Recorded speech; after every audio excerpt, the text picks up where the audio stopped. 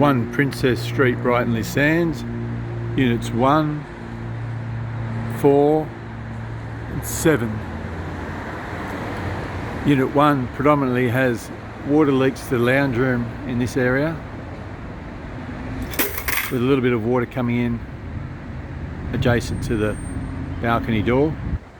Can you see the brick erosion around these areas?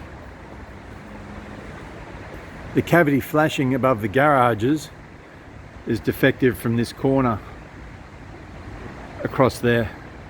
There's only 2 weep holes, one there and one there, and they're both partially blocked, not allowing the cavity to drain. You can see the various areas of brick erosion and mortar missing, allowing water to penetrate the wall on this north-eastern aspect. Water is also penetrating around the air vents during extreme rain events. Unit 4 in the middle hasn't got too many problems, which is not unusual, being in the middle floor. Normally the ground floor cops more problems from water penetrating the cavity.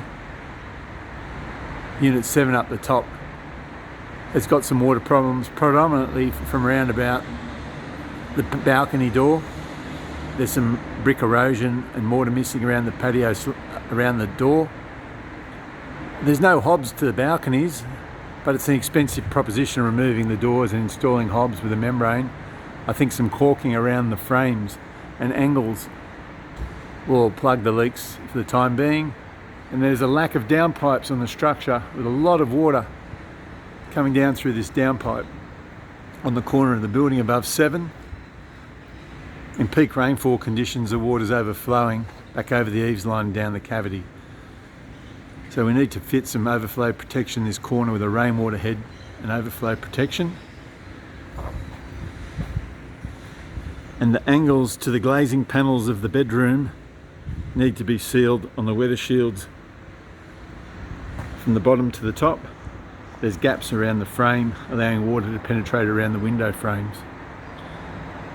They can also spray test these glazing panels whilst they've got a scissor lift on site, and check for water leaks and seal up around the frame. There's good access for a scissor lift on the driveway to complete the job. And I would seal this brick wall after doing some localised re-pointing repairs, and I'd keep an eye on this brick erosion. The brick sealing will slow the rate of erosion down, but the bricks are saturated and starting to lose their faces around here from wind and water erosion.